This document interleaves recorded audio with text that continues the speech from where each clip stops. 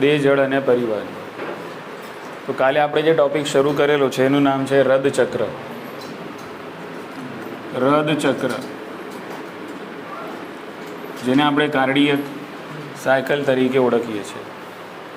તો કાલે રદચક્રની આસપાસના જે મુદ્દા છે એની આપણે ચર્ચા કરી કે રદચક્ર કોને કહે છે, 1 મિનિટની અંદર હૃદય કેટલી વાર બીટ કરે છે, સ્ટ્રોક વોલ્યુમ કોને કહેવાય છે, કાર્ડિયક આઉટપુટ એટલે કે હૃદ કાર્યક્ષમતા એટલે શું, હૃદયના જે અવાજ છે એ કેટલા પ્રકારના હોય છે અને કેમ સંભળાય છે. તો આ બધા મુદ્દાઓની આપણે ગઈકાલે ચર્ચા કરી. આજે ચર્ચા કરવાની છે કે રદચક્ર આખું સમજવાનું છે આપણે, કે એમાં એક પછી એક જે ઘટનાઓ ઘટે છે એની અંદર કયા પ્રકારના ફેરફાર આપણને જોવા મળે છે. એટલે કે તમારું હૃદય એકવાર જ્યારે ધબકે છે તો કયા ચેન્જીસ થાય છે એક ચક્ર દરમિયાન, એની આપણે આજે વાત કરવાની છે. બરાબર? બહુ સરળ વસ્તુ છે અને સિક્વન્સમાં તમને જો કદાચ તમે પરિવહન જો હૃદયનું સમજેલા હશો તો આરામથી તમને ખબર પડી જશે આજના ટૉપિકની અંદર.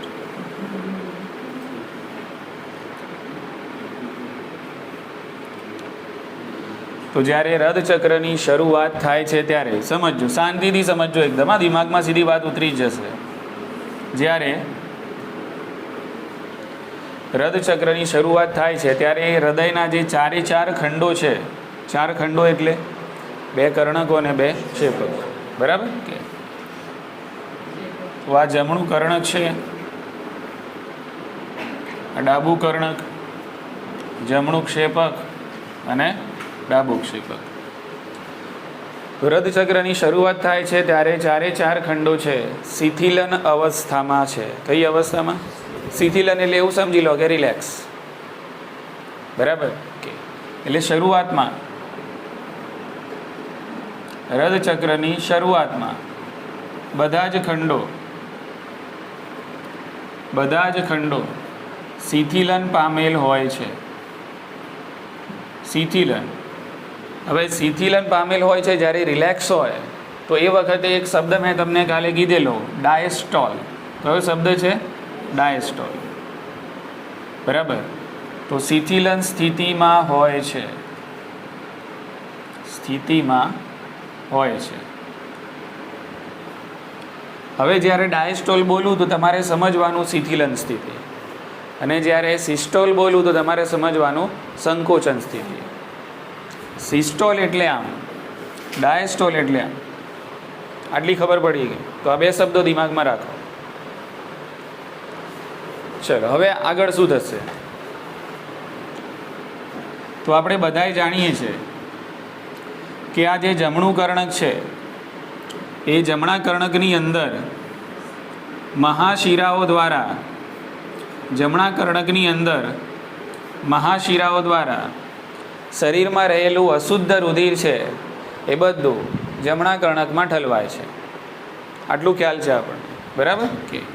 તો અહીંયા ખાલી પિન પોઈન્ટ કરું છું કે ભાઈ મહાશિરાઓ દ્વારા અશુદ્ધ, એનો મતલબ એમ કે O2 વિહીન રુધિર, અશુદ્ધ રુધિર ક્યાં આવે છે? જમણા કર્ણકમાં આવે છે. ડાબા કર્ણકમાં ક્યાંથી રુધિર આવે છે? તો ડાબા કર્ણકમાં ફેફસામાંથી, ડાબા કર્ણકની અંદર ફેફસામાંથી ફુફ્ફુસીય શિરાઓ દ્વારા, તો અહીંયા હું પિન પોઈન્ટ કરું છું ફુફ્ફુસીય શિરા, ફુફ્ફુસીય શિરાઓ. તો ડાબા કર્ણકમાં ફુફ્ફુસીય શિરાઓ દ્વારા ફેફસામાંથી શુદ્ધ થઈને શુદ્ધ રુધિર છે ડાબા કર્ણકની અંદર ઠલવાય છે. ક્લિયર કે? હવે જમણા અને ડાબા કર્ણકની અંદર જેમ જેમ રુધિર ભરાતું જશે તેમ તેમ બંને ખંડોની અંદર દબાણમાં વધારો થશે. રુધિર ભરાશે એટલે રુધિરનું પ્રેશર વધવાનું. અંદર ખાલી હતા ત્યાં સુધી વાંધો નહોતો, પણ અહીંયા જમણું કર્ણક અને ડાબું કર્ણક શું થાય છે? ભરાય છે.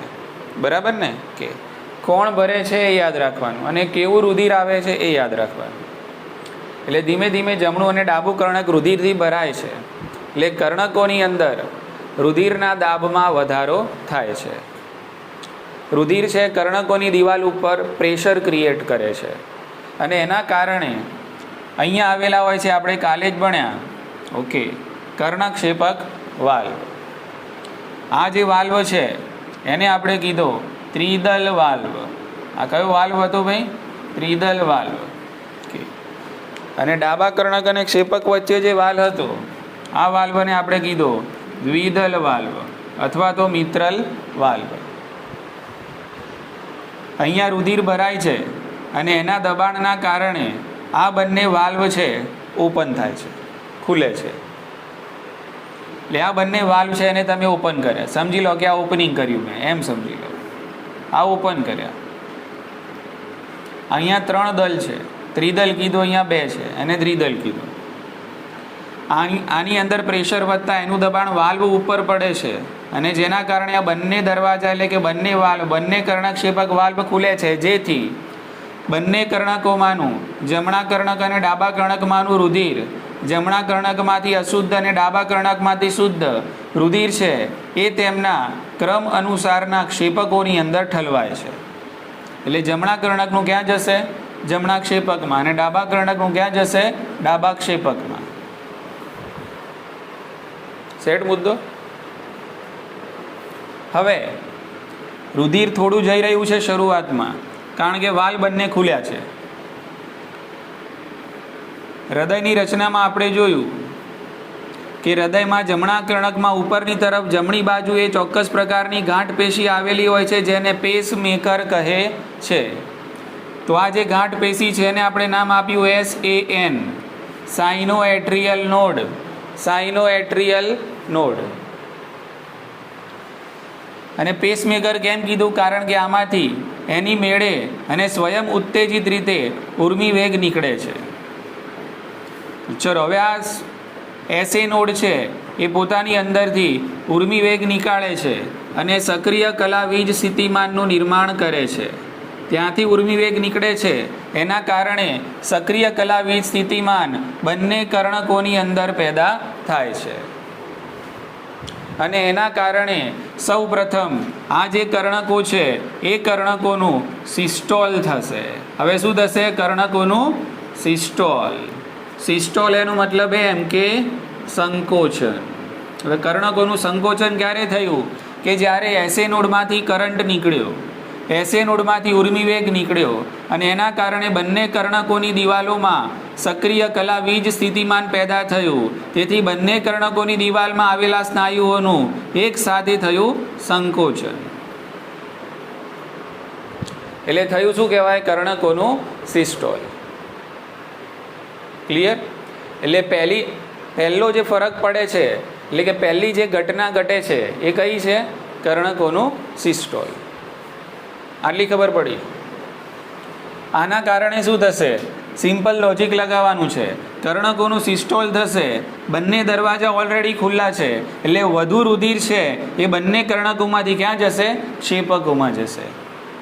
જેના કારણે ક્ષેપકોની અંદર, બંને ક્ષેપકોની અંદર 30% જેટલો રુધિરના કદમાં વધારો થાય છે. કેટલો વધારો થશે? 30% જેટલો રુધિરના કદમાં વધારો થાય છે. જ્યારે કર્ણકોનું સિસ્ટોલ થઈ રહ્યું છે એનો મતલબ એમ કે ત્યારે ક્ષેપકો છે રિલેક્સ છે, ક્ષેપકો ભરાઈ રહ્યા છે. હા કે ના? ઓકે. એટલે એ વખત જ્યારે કર્ણકોનું સિસ્ટોલ થતું હશે ત્યારે આ જે ક્ષેપકો છે એ શું અનુભવતા હશે? Diastole. At the same time. બોલો, ખ્યાલ આવી ગયો? ઓકે. હવે ધ્યાન રાખો. હવે આ બંને ક્રિયા બિલકુલ ઊંધી કરવાની, બરાબર કે? હવે ક્ષેપક, બંને ક્ષેપકોની અંદર રુધિરના કદમાં વધારો થશે.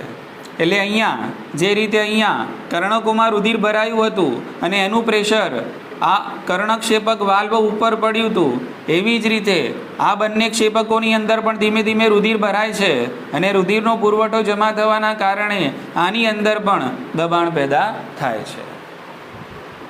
બોલો, ખ્યાલ આવી ગયો કે? અને દબાણ પેદા થવાના કારણે હવે આ બંને વાલ્વ છે એ બંધ થાય છે. કયા વાલ્વ? કર્ણક ક્ષેપક વાલ્વ બંધ થશે. ખ્યાલ આવી ગયો? ઓકે. અને અહીંયા આ જે વાલ્વ છે જેને આપણે કીધા અર્ધચંદ્રાકાર વાલ્વ, એક વાલ્વનું નામ છે, આ બંને એક વાલ્વનું નામ છે ફુફ્ફુસ કાંડ વાલ્વ. આને કહેવાય ધમની કાંડ વાલ્વ અથવા તો મહાધમની વાલ્વ. બંને વાલ્વ કેવા છે? અર્ધચંદ્રાકાર છે. એટલે અહીંયા દબાણ વધતા આ બંને વાલ્વ છે એ ખુલે છે. આ બંને વાલ્વ ખુલે છે જ્યારે આ બંને વાલ્વ બંધ થઈ જાય છે. આટલી ખબર પડી. હવે આ ઉર્મી વેગ છે કે જે એસી નોડમાં હતો એ ક્યાં આવે છે? એવી નોડમાં. એટલે એન્ટ્રી ઓફ વેન્ટ્રિક્યુલર નોડ. આ પણ એક પ્રકારની ગાંઠ પેશી છે.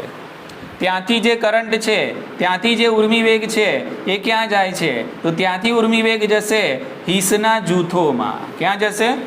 હિસના જૂથોમાં.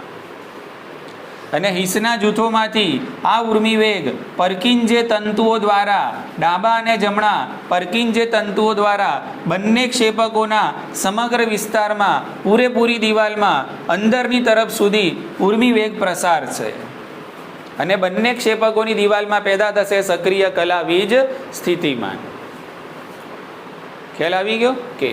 એટલે હવે આ જે કર્ણકો, આ જે ક્ષેપકો છે એનું થશે સિસ્ટોલ. કરંટ મળે, સક્રિય કલાવીજ સ્થિતિમાન થાય તો એ જગ્યાએ થશે સિસ્ટોલ. ખ્યાલ આવી ગયો? ઓકે. એટલે અહીંયા હવે લખશું આપણે, તો અહીંયા શું થશે હવે? તો અહીંયા થશે ક્ષેપકોનું સિસ્ટોલ. હવે ક્ષેપકોનું સિસ્ટોલ થાય, તર્ક લગાવીએ આપણે, ક્ષેપકોનું સિસ્ટોલ થાય, સિસ્ટોલ થશે એટલે હજુ દબાણની અંદર વધારો થશે. ખ્યાલ આવી ગયો? પહેલાં તો રુધિર ભરાવાના કારણે વધારો થયો, અને બીજું વધારામાં ઓછું શું થાય છે? હવે સિસ્ટોલ થાય છે. એટલે હજુ રુધિર, હજુ ક્ષેપક દાબ છે એની અંદર વધારો થાય છે. બરાબર કે? અને એના પહેલાં આ બંને વાલ્વ બંધ થઈ જાય છે, જેથી સિસ્ટોલ દરમિયાન ક્ષેપકમાંનું રુધિર પાછું કર્ણકોમાં જતું રહે નહીં. એટલે ક્ષેપકોમાંનું રુધિર કર્ણકોમાં ન જતું રહે એટલા માટે એના પહેલાં આ બંને વાલ્વ છે એ બંધ થઈ જાય છે. બોલો, આટલી ખબર પડી ગઈ? ઓકે. એટલે વાલ્વ શું કરે છે? તો વાલ્વ સમજી લો કે એકવાર રુધિરે દિશા પકડી લીધી, પછી એ રુધિર પાછું બેક ફ્લો એટલે કે પાછા એના પૂર્વખંડોની અંદર દાખલ થતું નથી. ખ્યાલ આવી ગયો કે? એટલે અહીંયા થયું ક્ષેપકોનું સિસ્ટોલ. બરાબર? ઓકે. તો એ વખતે આ જે કર્ણકો છે એ શું અનુભવતા હશે? તો કર્ણકો અનુભવતા હશે ડાયસ્ટોલ. એટલે કર્ણકોની અહીંયા ક્ષેપકોનું સિસ્ટોલ થતું હશે એ વખતે કર્ણકોનું થતું હશે ડાયસ્ટોલ. એટલે ક્ષેપકો રુધિરથી ખાલી થતા હશે એ વખતે કર્ણકો રુધિરથી ભરાતા હશે. બોલો, ઉતરે છે મગજમાં વાત? ઓકે. હવે આ બંને દરવાજા બંધ થઈ ગયા, ક્ષેપકોનું થાય છે સિસ્ટોલ, અને એટલા માટે આ બંને અર્ધચંદ્રાકાર વાલ્વ ખુલી જાય છે. એટલે ક્ષેપકોમાંનું રુધિર હવે આ વાલ્વ ખુલવાથી તેમની અનુગામી ધમનીઓની અંદર પ્રવેશ કરે છે. એટલે આ જે અનુગામી ધમનીઓ છે એને આપણે કાલે નામ આપેલા. આ જે ધમની છે એને કીધું આપણે મહાધમની. આ ધમની કઈ છે? મહાધમની. અને આ જે ધમની છે, બરાબર, આને આપણે કીધું ફુફ્ફુસ ધમની.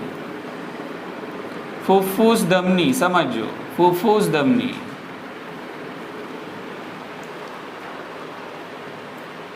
મહાધમની વાલ્વ ખુલે એટલે ડાબા ક્ષેપકમાંનું શુદ્ધ રુધિર છે એ મહાધમનીમાં પ્રવેશ કરે છે.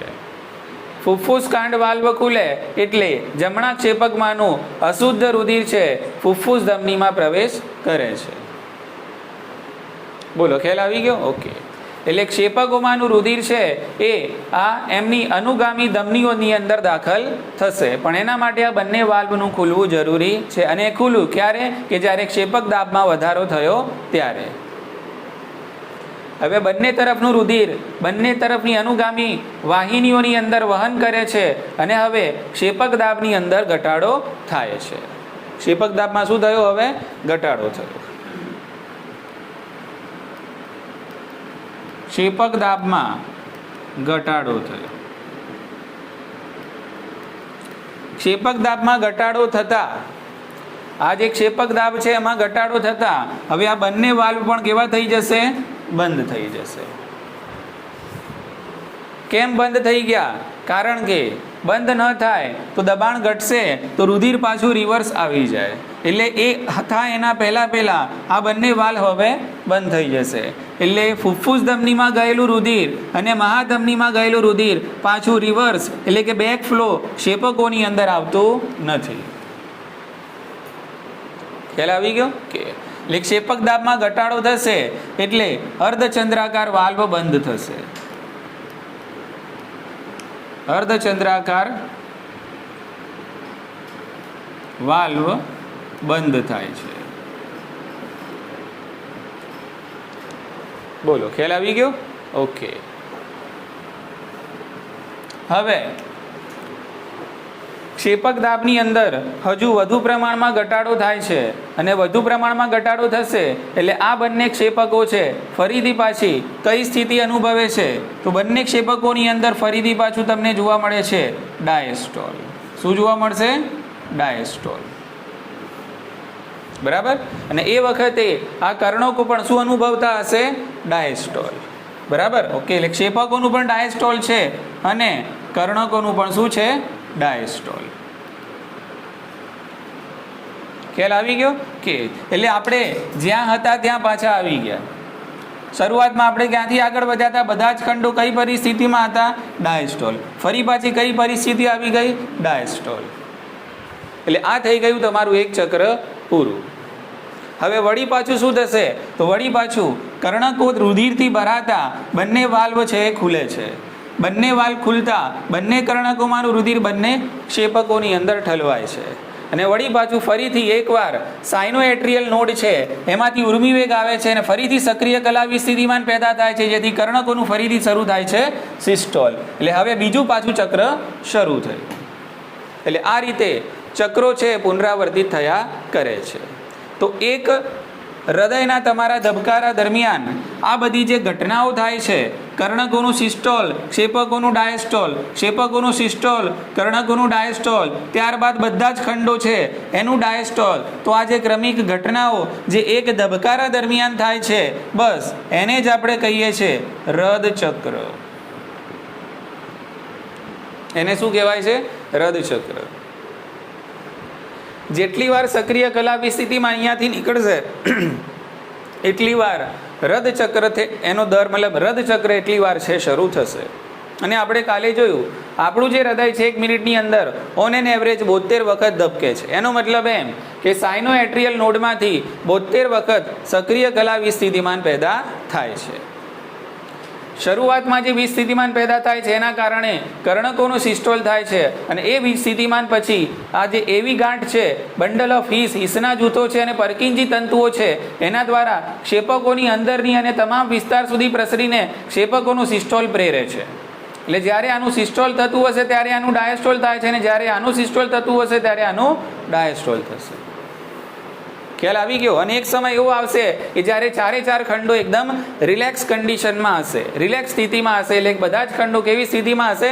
ડાયસ્ટોલ. અને ફરી પાછું એક પીક આવશે, ફરી પાછું એસએ નોડમાંથી સક્રિય કલાવી સ્થિતિમાન પેદા થશે અને કર્ણકોનો સિસ્ટોલ શરૂ થશે.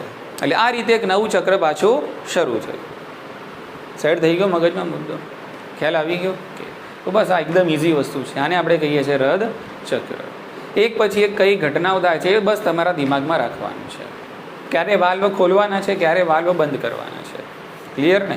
ઓકે. ચલો એના પછી આપણે જોયું કે સ્ટ્રોક વોલ્યુમ શું છે. એટલે એ મુદ્દો અહીંયા લઈ લઉં છું. બરાબર? ઓકે. સ્ટ્રોક વોલ્યુમ શું છે ફટાફટ પૂરો કરી દઈએ આપણે. તો સ્ટ્રોક વોલ્યુમ જ્યારે તમારું હૃદય એકવાર બીટ કરે છે અથવા તો એક હૃદચક્ર દરમિયાન હૃદયમાંથી નીકળતો જે રુધિરનો જથ્થો છે, એક હૃદચક્ર દરમિયાન, એક બીટ દરમિયાન, એક ધબકારા દરમિયાન જે રુધિરનો જથ્થો હૃદયમાંથી બહાર નીકળે છે એને સ્ટ્રોક વોલ્યુમ તરીકે ઓળખવામાં આવે છે. અને એક બીટ દરમિયાન ઓન એન એવરેજ 70 ml રુધિર છે બહાર નીકળે છે. 70 ml રુધિર છે બહાર નીકળે છે પર બીટ. આને સ્ટ્રોક વોલ્યુમ કહેવાય.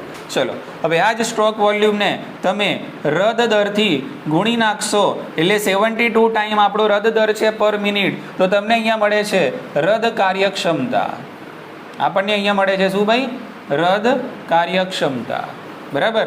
તો જવાબ અહીંયા મળશે આપણને આશરે 5000 ml અથવા તો 5 લીટર જેટલું જે રુધિર છે એ એક મિનિટ દરમિયાન હૃદયમાંથી બહાર ફેંકાય છે. એટલે 5000 ml 5 લીટર સ્ટ્રોક વોલ્યુમ નથી. સ્ટ્રોક વોલ્યુમ તો 70 ml જ છે કે જે પર બીટ એક ધબકારા દરમિયાન હૃદયમાંથી બહાર નીકળે છે. પણ એક મિનિટ દરમિયાન જે રુધિર બહાર નીકળે છે હૃદયમાંથી એને રદ કાર્યક્ષમતા તરીકે ઓળખવામાં આવે છે. ક્લિયર? ચલો, હવે આ રીતે આપણે હિસાબ મારીશું કે ભાઈ 72 વખત ધબકે છે, 72 વખત પર મિનિટમાં ધબકે છે, તો એક રદચક્ર પૂરું કરતા લાગતો સમય કેટલો? તો 0.8 સેકન્ડ. એક રદચક્ર પૂરું કરવા માટે કેટલો સમય લાગે? એટલે કે જેમાં કર્ણકોનું સિસ્ટોલ થાય, ક્ષેપકોનું ડાયસ્ટોલ થાય, ક્ષેપકોનું સિસ્ટોલ થાય, કર્ણકોનું ડાયસ્ટોલ થાય અને બંને ખંડો છે પછી ડાયસ્ટોલની સ્થિતિ અનુભવે. તો આટલું ચક્ર પૂરું કરવા માટે, મતલબ આટલું ચક્ર પૂરું થાય તો એને આપણે એક રદચક્ર કહીએ છીએ. તો એક રદચક્ર પૂરું કરવા માટે લાગતો સમય 0.8 સેકન્ડ છે. 0.8 સેકન્ડ પર રદચક્ર સમય લાગે.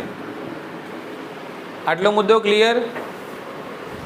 એક મિનિટમાં 72 વાર, એટલે કે એક મિનિટમાં રદચક્ર કેટલી વાર જોવા મળે? 72 વાર. તો એ હિસાબ મારીએ તો ઓન એન એવરેજ આપણને કેટલી સેકન્ડ મળે છે? 0.8 સેકન્ડ મળે. એટલે એક રદચક્ર પૂરું કરતા લાગતો સમય છે 0.8 સેકન્ડ. હવે આપણે એને વ્યવસ્થિત કોષ્ટકમાં ગોઠવીને સમજવાનો પ્રયત્ન કરીએ. ધ્યાન રાખો. બરાબર. આ બધી જે ઇવેન્ટ છે, આ બધી જે ઘટનાઓ છે એને આપણે અહીંયા કોષ્ટકમાં ઢાળીએ અને છેલ્લે સરવાળો મારીએ તો 0.8 સેકન્ડ જવાબ આવવો જોઈએ. બરાબર. ઓકે. તો અહીંયા હું લખું છું, જુઓ અહીંયા લખું છું હું સમય. બરાબર. કે અહીંયા છે લખું છું હું કર્ણકો. કે અને અહીંયા હું લખું છું ક્ષેપકો. કારણ કે આમાંથી સવાલ આવે છે, આમાંથી નીટમાં સવાલ આવે છે, ટાઈમિંગ્સના નીટમાં સવાલ આવતા હોય છે. ધ્યાન રાખો. તો શરૂઆતમાં શું થયું જુઓ? કર્ણકોનું શરૂઆતમાં પહેલાં થયું સિસ્ટોલ. બોલો હા કે ના? એ વખતે ક્ષેપકોનું શું થયું હતું? ડાયસ્ટોલ. ચલો, એના પછી ક્ષેપકોનું શું ચાલુ થયું? સિસ્ટોલ. તો એ વખતે કર્ણકો કેવી સ્થિતિમાં હતા? ડાયસ્ટોલ. ઓકે. પછી છેલ્લો મુદ્દો આવ્યો કે જ્યારે બધા જ ખંડો કેવી પરિસ્થિતિમાં આવી ગયા? ડાયસ્ટોલ. એટલે એ વખતે બધા જ ખંડો કેવા થઈ જાય છે? શિથિલ અનુભવ, ડાયસ્ટોલ અનુભવે છે. કે ચલો, હવે અહીંયા જવાબ આવવો જોઈએ 0.8 સેકન્ડ. આટલું બધું થતાં કેટલો સમય લાગે છે? 0.8 સેકન્ડ. અને એને જ આપણે રદચક્ર કહીએ છીએ. તો આ જે ઘટના છે કેટલા સમય માટે ઘટે છે? તો 0.1 સેકન્ડ માટે. સમય અહીંયા હું લખું છું સેકન્ડમાં. બરાબર. આ જે બીજું ઘટના ઘટે છે એના માટે કેટલો સમય લાગે છે? 0.30 સેકન્ડ. અને આ ડાયસ્ટોલ કેટલા સમય સુધી રહે છે? તો 0.40 સેકન્ડ. એટલે તમે હિસાબ મારશો એટલે ટોટલ આવી ગયો 0.8 સેકન્ડ. બોલો, ઉતરે છે મગજમાં વાત? એટલે પહેલી જે ઘટના ઘટી કે ભાઈ કર્ણકોનું સિસ્ટોલ થયું અને ક્ષેપકોનું ડાયસ્ટોલ થયું, આ કેટલો સમય લેશે? ફક્ત 0.1 સેકન્ડ. એના પછી શું થાય છે? ક્ષેપકોનું સિસ્ટોલ થાય છે અને કર્ણકોનું ડાયસ્ટોલ થાય છે. એના માટે કેટલો સમય? 0.3 સેકન્ડ. અને પછી ચારે ચાર ખંડો ડાયસ્ટોલ પરિસ્થિતિમાં કેટલા સમય સુધી રહે છે? તો 0.40 સેકન્ડ. બરાબર. અને આ રીતે 0.8 સેકન્ડ એટલે એક રદચક્ર પૂરું થાય છે. ઇઝી? ચલો, હવે આમાંથી શું સવાલ આવે છે એ સમજો કે એક રદચક્ર દરમિયાન ક્ષેપકો કેટલી સેકન્ડ માટે ડાયસ્ટોલ સ્થિતિમાં રહેશે? કેટલી સેકન્ડ માટે ડાયસ્ટોલ સ્થિતિમાં રહેશે? ક્ષેપકો કેટલી સેકન્ડ માટે ડાયસ્ટોલ? તો જો અહીંયા ડાયસ્ટોલ કેટલી સેકન્ડ છે? 0.1. વળી પાછું ડાયસ્ટોલ કેટલી સેકન્ડ છે? 0.4. એટલે 0.5 સેકન્ડ માટે એક રદચક્ર દરમિયાન ક્ષેપકો ડાયસ્ટોલ સ્થિતિમાં રહે છે. આવા સવાલો આવે છે. બોલો, ઉતરી ગઈ મગજમાં વાત? ચલો, ક્ષેપકો છે એક રદચક્ર દરમિયાન કેટલા સેકન્ડ માટે સિસ્ટોલ અનુભવે છે? તો એક રદચક્ર દરમિયાન ક્ષેપકો ફક્ત 0.30 સેકન્ડ માટે સિસ્ટોલ અનુભવે છે. એટલે સિસ્ટોલ અને ડાયસ્ટોલનો સરવાળો કરો ક્ષેપકોનો તો પણ 0.8 સેકન્ડ જવાબ આવવો જોઈએ. ઉતરી ગઈ મગજમાં વાત? એવી રીતે કર્ણકો વિશે પણ પૂછાય છે કે એક રદચક્ર દરમિયાન કર્ણકો કુલ કેટલા સમય માટે સિસ્ટોલ પરિસ્થિતિમાં જાય છે? Only 0.10 second. બરાબર. અને કર્ણકો કેટલા સમય માટે ડાયસ્ટોલ પરિસ્થિતિમાં રહેશે? તો 0.70 સેકન્ડ. ઉતરી ગઈ મગજમાં વાત? ઓકે. એટલે આ રદચક્રના અલગ અલગ ઘટનાઓમાં ઘટતા જે ટાઈમિંગ્સ છે એ ટાઈમિંગ્સ ઉપરથી પણ સવાલ આવતા હોય છે. ક્લિયર? કે ચલો, એ રીતે રદચક્ર છે દરેક વ્યક્તિની અંદર સરખું હોતું નથી. રદચક્રને અસર કરતા ઘણા બધા પરિબળો હોય છે. જે તમે ક્રિયાઓ કરો છો એ પ્રમાણે તમારા રદચક્રનો દર પણ બદલાતો હોય છે. તમે જો તમારી એક્ટિવિટીની અંદર વધારો કરો તો રદચક્ર છે એનો દર વધી જશે. સ્વિમિંગ છે, એક્સરસાઇઝ છે, આવું બધું કંઈ કે બહુ જ એક્ટિવ હો તો એ વખતે રદચક્રનો દર વધી જાય છે. ઉતરી જાય મગજમાં વાત? કે અને છેલ્લે આપણે જોયા હૃદયના બે અવાજો. હૃદયના અવાજ. બરાબર. તો એક અવાજને આપણે કહીએ છીએ લબ અને બીજો અવાજ કયો છે? ડબ. આમ 4 સાઉન્ડ છે પણ 2 સાઉન્ડ એવા છે કે સ્ટેથોસ્કોપથી પણ સંભળાતા નથી. એટલે જે સ્ટેથોસ્કોપથી સંભળાતા અવાજ છે એની અહીંયા વાત કરી છે લબ અને ડબ. લબ અવાજ ક્યારે આવે છે? તો જ્યારે કર્ણક, ક્ષેપક, વાલ્વ શું થશે ભાઈ? બંધ થશે ત્યારે લબ અવાજ આવશે. ડબ અવાજ ક્યારે આવશે? કે જ્યારે અર્ધચંદ્રાકાર વાલ્વ બંધ થશે. અર્ધચંદ્રાકાર વાલ્વ બંધ થશે ત્યારે ડબ અવાજ આવે છે. અને આ બંને અવાજ તમે સરળતાથી સ્ટેથોસ્કોપની મદદથી સાંભળી શકો છો. બોલો, ઉતરી ગઈ મગજમાં વાત? ક્લિયર છે? કે એટલે આ જે અવાજ છે એનું નિરીક્ષણ કરો. બરાબર. અને એની નિયમિતતા તમને જોવા મળે એટલે એના ઉપરથી ખબર પડે કે ભાઈ હૃદય છે એ તાલબદ્ધ અને લયબદ્ધ રીતે ધબકી રહ્યું છે. અને આની અંદર કંઈક આપણને ઉપર નીચે જોવા મળે તો હૃદયની પરિસ્થિતિ છે એની અંદર કંઈક ખામી છે એનો અંદાજ લગાવી શકાય છે. પણ એક્ઝેક્ટલી હૃદયની શું પરિસ્થિતિ છે એ જાણવા માટે આપણે ઇસીજીની મદદ લેવી પડે છે, જેને આપણે કહીએ છીએ ઇલેક્ટ્રોકાર્ડિયોગ્રામ. બોલો, ખ્યાલ આવી ગયો ને? ઓકે. તો અહીંયા આપણે પૂરું કર્યું હૃદચક્ર. ચલો વધીએ આગળ. હવે એક નવું ટોપિક શરૂ કરીએ, ઇલેક્ટ્રોકાર્ડિયોગ્રામ.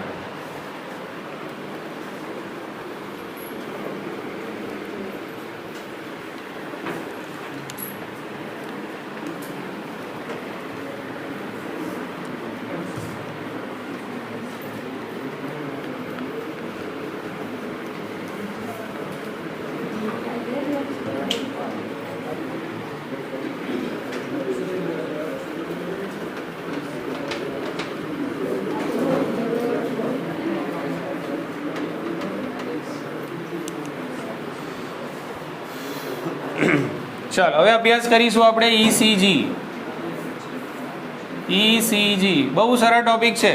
બરાબર, ધ્યાન રાખો, એકદમ જ ઇઝી છે. એક તો આનું આખું નામ યાદ રાખશું આપણે, ઇલેક્ટ્રોકાર્ડિયોગ્રામ. ઇલેક્ટ્રોકાર્ડિયોગ્રામ. ઓકે. હવે ઈસીજી મશીન ઓલમોસ્ટ લગભગ બધાએ જોયેલું તો હશે જ. બરાબર, ક્યાંક મૂવીમાં જોયું, સિરિયલમાં જોયું, હોસ્પિટલમાં જઈને જોયું હોય. ઓકે. તો મોટા ભાગે એક ઈસીજી મશીન, ઈસીજી જે મશીનો છે એની એક સ્ક્રીન આઈસીયુ જે હોય બરાબર, તો એ પ્રકારના મતલબ એવા એરિયાની અંદર લગભગ આની સ્ક્રીન મૂકેલી હોય છે અને એની અંદર તમને હૃદયના ધબકારા આ રીતે બતાવતું હોય છે. એની અંદર નાના નાના સાઉન્ડ આવતા હોય છે અને સાઉન્ડ એમાં બુકમાં પણ લખેલા છે. બરાબર છે? ઓકે. તો એ મશીન એ કોમ્પ્યુટર છે એની અંદર એવા સાઉન્ડ આવતા હોય છે. બરાબર. અને સળંગ પછી આમ સીધી લીટી થઈ જાય એટલે મતલબ એમ કે પૂરું થઈ ગયું પિક્ચર. બરાબર. ઇન્ના લિલ્લાહી વ ઇન્ના ઇલૈહિ રાજીઉન.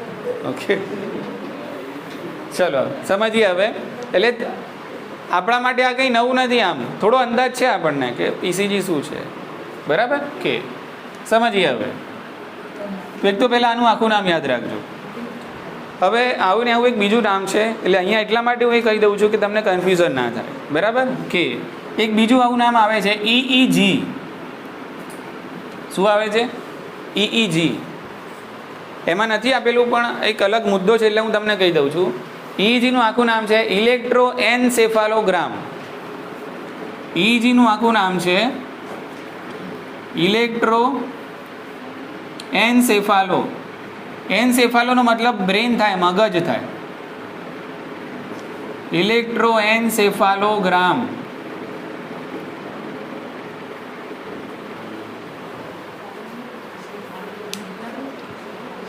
હવે ઇલેક્ટ્રોએન્સેફાલોગ્રામ શું સૂચવે છે? તો આ તમારા મગજની સ્થિતિ સૂચવે છે. તમે જ્યારે બહુ જ એક્સાઇટ હોય, બહુ જ ખુશ હોય, તો એ વખતે મગજના તરંગો છે એની મતલબ એનો વિદ્યુતકીય તમે રેખાંકન કરો તો કંઈક અલગ આવે. તમે જ્યારે ડિપ્રેસ્ડ હો, ટેન્શનમાં હોય અને એ વખતે તમે જો EEG લો તો એ કંઈક અલગ આવે છે. બરાબર? એટલે EEG મતલબ કે તમારા કોની પરિસ્થિતિ સૂચવે છે? બ્રેનની. ઇલેક્ટ્રોએન્સેફાલોગ્રામ. અને આ શું છે? ઇલેક્ટ્રોકાર્ડિયોગ્રામ. એટલે તમારા હૃદયની શું પરિસ્થિતિ છે એ કોણ સૂચવે છે? ઇલેક્ટ્રોકાર્ડિયોગ્રામ. બોલો, ખ્યાલ આવી ગયો? હૃદયમાં શું થઈ રહ્યું છે, હૃદયમાં શું રંધાઈ રહ્યું છે, એની તમારે જો ખબર કાઢવી હોય તો એ ખબર તમે ECGની મદદથી કાઢી શકો છો. એટલે પહેલું સ્ટેપ આ હૃદયની પરિસ્થિતિ સારી છે કે ખરાબ છે એને ઓળખવા માટેનું પહેલું અને સૌથી સારામાં સારું સ્ટેપ એટલે કયું છે? ECG છે.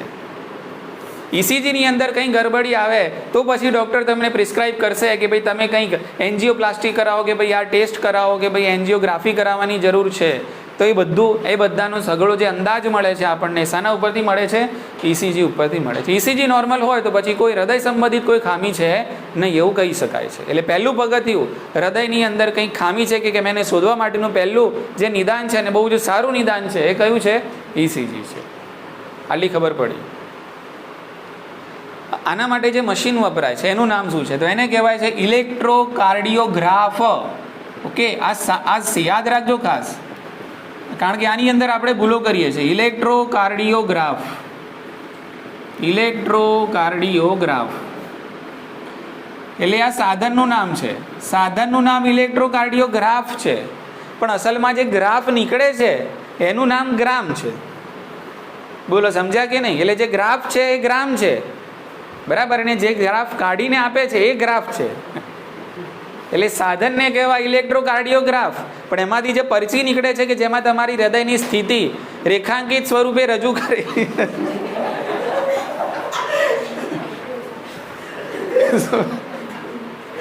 ચાલુ ટ્યુશનમાં રડવાનું હે પહેજાન? બહાર જઈને પછી આપણે સુલતાનગીરી કરીએ છીએ, પહેલવાની કરીએ, બરાબર?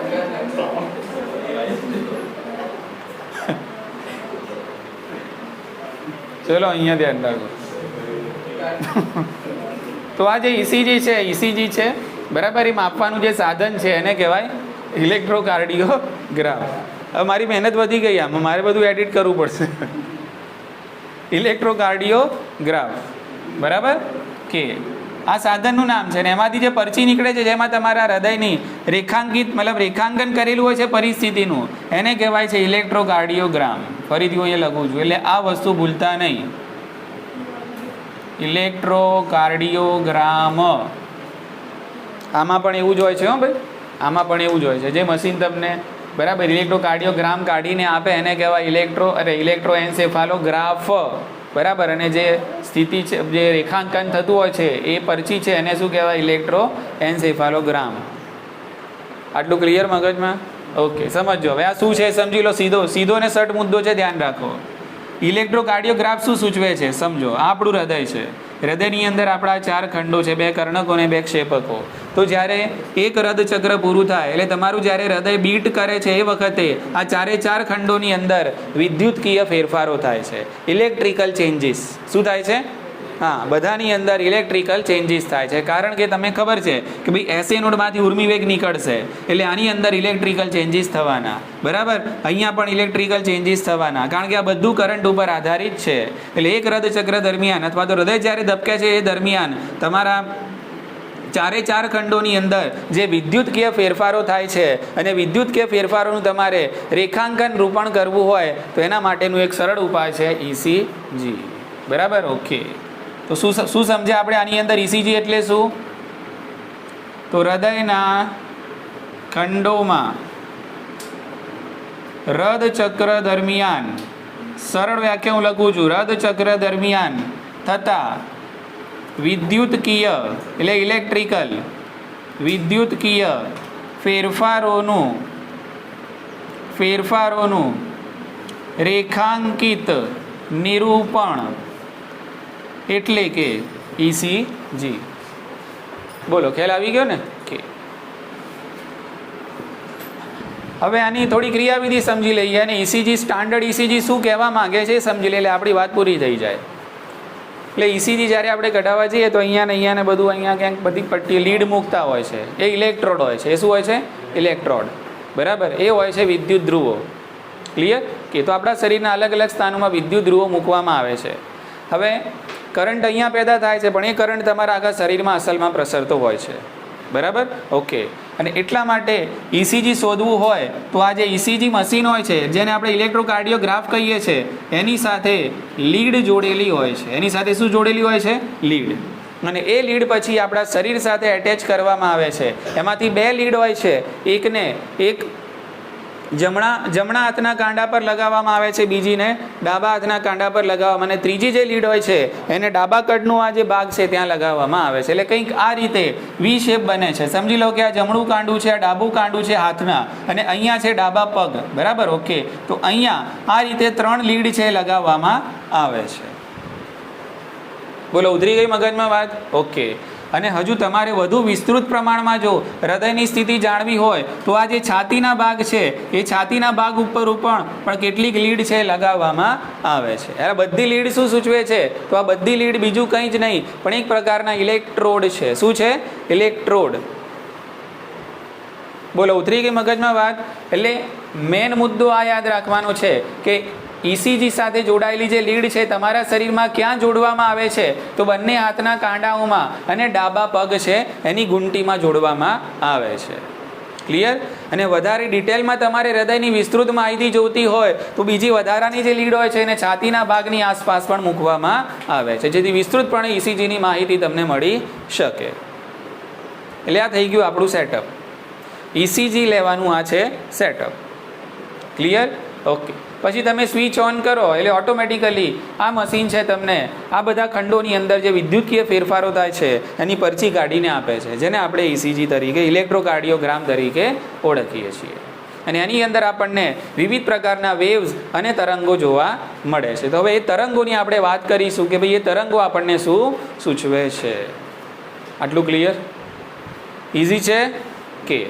ચલો, હવે ECGની જે પરચી છે સમજી લો કે આ રીતે ECGની પરચી છે, એક નાનકડી ગ્રાફ જેવી પરચી હોય છે. બરાબર, તો એની ઉપર આપણને આ પ્રમાણે તરંગો આપણને જોવા મળે છે. આ એક આખો સેટઅપ છે. આ એક આખું સેટઅપ છે કે જે આપણને ECG ઉપર જોવા મળે છે.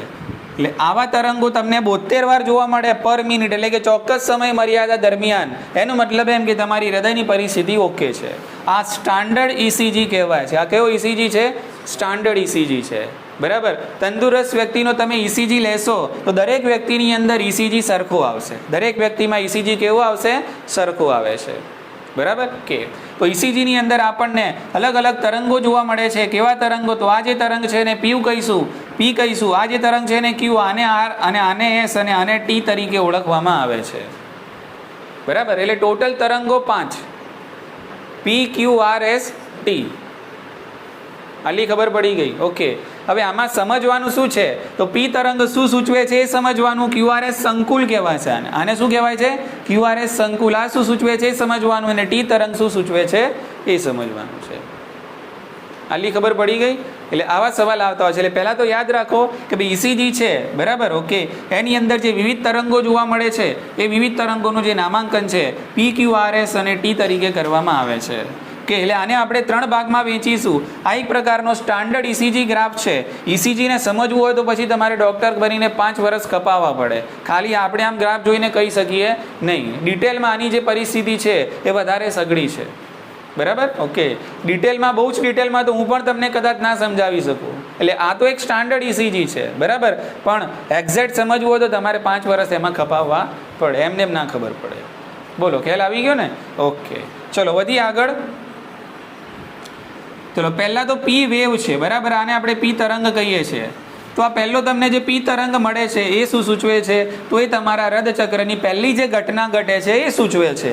પહેલી ઘટના કઈ ઘટી? ક્ષેપકોનું સંકોચન. શું ઘટી ઘટના? બોલો, અરે બોલો. હા, ક્ષેપકોનું અરે સોરી, કર્ણકોનું સંકોચન. હા, બોલતા નથી બધા. કર્ણકોનું સંકોચન કે સંકોચન એટલે આપણે આને કહીએ છીએ સિસ્ટોલ. એટલે તમને ઇસીજીમાં પી તરંગ જોવા મળ્યો એનો મતલબ એમ કે બંને કર્ણકોનું શું થયું? સંકોચન, સિસ્ટોલ. એટલે પી તરંગ બંને કર્ણકોનું સિસ્ટોલ સૂચવે છે. અચ્છા, ચલો આના સિવાય બીજો શબ્દ વાપરીને કહી શકીએ આપણે કંઈ? તો હા, તો અહીંયા કર્ણકોનું થયું કહેવાશે, અહીંયા આ જે કર્ણકો છે એનું થયું કહેવાય ડીપોલરાઇઝેશન. શું કહેવાય આને? ડીપોલરાઇઝેશન. બરાબર, એને કહેવાય છે વિધ્રુવીકરણ. વિધ્રુવીકરણ એટલે કે ડીપોલરાઇઝેશન. જો સિમ્પલ બાબત છે, કર્ણકોને જ્યારે કરંટ મળશે, કરંટ આવશે એસએ નોડમાંથી. ક્યાંથી આવશે? એસએ નોડમાંથી.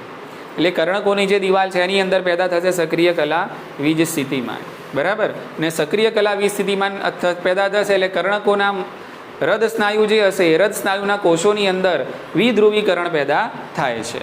અને એના કારણે વિધ્રુવીકરણ પેદા થવું જ જોઈએ. એ થાય તો જ સંકોચન થાય. એને ડિટેલમાં આપણે આગળના ચેપ્ટરમાં ભણીશું કે ભાઈ વિધ્રુવીકરણ એક્ઝેક્ટલી શું છે, તમારા મગજમાં બેસશે પછી. એટલે વિધ્રુવીકરણ થાય તો શું થાય? સંકોચન થાય.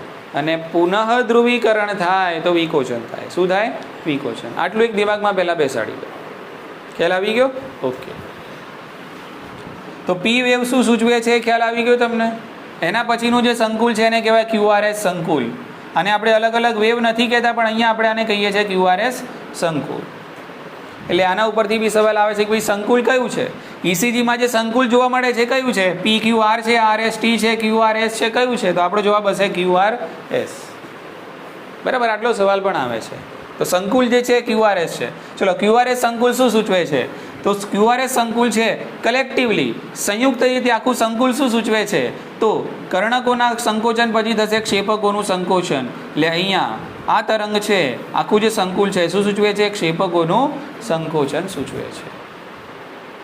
બોલો, ખ્યાલ આવી ગયો? આ કર્ણકોનું, આ ક્ષેપકોનું. ચલો, એમાં કદાચ પૂછાઈ જાય કે ભાઈ આ ક્યુ તરંગ છે શરૂ થયો એ શાની નિશાની છે? તો આ ક્યુ તરંગ જે શરૂ થાય છે એના બાદ સિસ્ટોલની શરૂઆત થાય છે. ક્યુ તરંગ તમને દેખાયો ને, એનો મતલબ એમ કે એના પછી શાની શરૂઆત થઈ જશે? સિસ્ટોલની શરૂઆત થાય છે. હવે આ જે એસ તરંગ દેખાયો છે એનો મતલબ એમ કે અહીંયા સિસ્ટોલ અંત થવાની શરૂઆત થઈ રહી છે. અને ટી તરંગ, આ જે ટી તરંગ છે હવે શું સૂચવે છે એ ધ્યાન આપી લો. ટી તરંગ શું સૂચવે છે? તો સામાન્ય રીતે જોવા જઈએ તો ટી તરંગ છે એ 4 ખંડોનું ડાયસ્ટોલ સૂચવે છે. શું સૂચવે છે? ડાયસ્ટોલ. બરાબર, ઓકે. તો ટી તરંગ છે એ બધા જ ખંડોનું ડાયસ્ટોલ સૂચવે છે. અથવા તો તમે એમ કહી શકો કે ભાઈ ટી તરંગ અહીંયા પૂરો થાય છે એનો મતલબ એમ કે આ ક્ષેપકોનું સંકોચન એટલે ક્ષેપકોનું સિસ્ટોલ છે એનો અંત આવી ગયો. બરાબર, ઓકે. એટલે અહીંયા આપણે લખી શકીએ ક્ષેપકોના સિસ્ટોલનો અંત પણ સૂચવે છે. અંત પણ સૂચવે છે. એટલે ઇસીજીની અંદર આ બધા તરંગો શું સૂચવે છે એ પૂછાતું હોય છે કે ભાઈ પી વેવ તો એ કર્ણકોનું સંકોચન સૂચવે છે કે જેમાં કર્ણકોનું વિધ્રુવીકરણ થાય છે. ક્યુઆરએસ એક આખું સંકુલ છે કે જે ક્ષેપકોનું સંકોચન છે. એટલે એમાં ક્ષેપકોનું થતું હશે વિધ્રુવીકરણ. બરાબર, ઓકે. એમાં પિન પોઈન્ટ કરીને ક્યુ વેવ વિશે પૂછાય કે ભાઈ ક્યુ વેવ જોવા મળે એના પછી સિસ્ટોલની શું થશે? શરૂઆત થશે. અને ટી વેવ પૂરો થાય એ શું સૂચવે છે? ક્ષેપકોનો સિસ્ટોલનો અંત સૂચવે છે. અને બીજા શબ્દોમાં કહીએ તો ટી વેવ દેખાયો એ શાની નિશાની છે? તો બધા જ ખંડોનું શું થયું? ડાયસ્ટોલ. બોલો, ઉતરી ગઈ મગજમાં વાત? ક્લિયર? કે તો આ એક સ્ટાન્ડર્ડ ઇસીજી છે. ઓકે. તો હવે 1 મિનિટમાં અથવા તો કોઈ એકમ સમયમાં ક્યુઆરએસ સંકુલ કેટલા જોવા મળે છે એના આધારે તમે હૃદ દર છે એનો અંદાજ લગાવી શકો છો. સમજી લો કે આ સંકુલ તમને 1 મિનિટમાં 72 વાર જોવા મળ્યું, એનો મતલબ એમ કે તમારું હૃદય 1 મિનિટમાં કેટલી વાર ધબક્યું? 72 વાર. સીધો હિસાબ છે, ક્લિયર કટ. બોલો, ઉતરે છે મગજમાં વાત? ચલો, કર્ણકો બરાબર જ છે, કર્ણકોમાં કંઈ ખામી નથી, તો પી વેવ તમને રેગ્યુલર જોવા મળશે. પણ ક્ષેપકોની અંદર કંઈક ખામી છે, બરાબર, તો એની અંદર આ ક્યુઆરએસ સંકુલ છે એની અંદર તમને કંઈ પ્રોબ્લેમ જોવા મળે. બોલો, ખ્યાલ આવી ગયો? કર્ણકો તો ઓકે છે, તો પી વેવ તો રેગ્યુલર જોવા મળશે જ. બરાબર છે. પણ ક્ષેપકોની અંદર દિવાલમાં કંઈક ખામી છે, ક્ષેપકોની દિવાલ છે એના સ્નાયુઓ છે શિથિલ થઈ ગયા છે, બરાબર કામ નથી કરી શકતા, તો એની અંદર જે ઇલેક્ટ્રિકલ ચેન્જીસ છે એની અંદર તમને ફેરફાર જોવા મળે છે. એટલે આ બંને વચ્ચેનો જે સમયગાળો છે, આ બંને વચ્ચેનો જે સમયગાળો છે એની અંદર કંઈક ઉપર નીચે થાય જો હૃદયની અંદર કંઈ ખામી હોય તો. આ ટી તરંગ તમને જે ઉપર જોવા મળે છે, ટી તરંગ જો ખામી હોય તો ટી તરંગ તમને નીચે પણ જોવા મળી શકે છે. પી તરંગ તમને ઉપર જોવા મળે છે તો આ પી તરંગ છે તમને આમ ફ્લેટ પણ જોવા મળે અને પી તરંગ આમ નીચે પણ જોવા મળી શકે છે. કંઈક ખામી હોય તો આ ક્યુઆરએસ સંકુલ આટલો બધો જે શાર્પ છે એટલે શાર્પ નહીં રહ્યા, ક્યુઆરએસ સંકુલ તમને આમથી આમ જોવા મળે છે. એટલે આ પ્રકારના ચેન્જીસ જો ઇસીજીની અંદર તમને જોવા મળે તો એ સૂચવે છે કે હૃદય સંબંધિત કંઈક ખામી છે. ઉતરે છે મગજમાં વાત? એટલે આ જે સ્ટાન્ડર્ડ પેટર્ન છે એની અંદર તમને કંઈક ફેરફાર જોવા મળે તો હૃદય સંબંધિત ખામી સૂચવે છે. અને આ પહેલું પગથિયું છે અને એટલા માટે ડૉક્ટર છે હૃદય સંબંધિત કંઈ ખામી હોય તો પહેલાં ઇસીજી છે એનું નિદાન કરે, એટલે ઇસીજી દ્વારા નિદાન કરે છે. અને એની અંદર કંઈક પ્રશ્ન કંઈક જોવા મળે તો પછી આગળ નવી બીજી એનાથી ઉપરની જે ટેસ્ટ છે એ કરવાની ડૉક્ટર સલાહ આપે છે.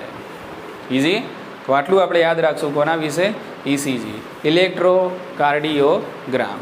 ઠીક છે, તો આજે આપણે આટલું રાખીએ છીએ.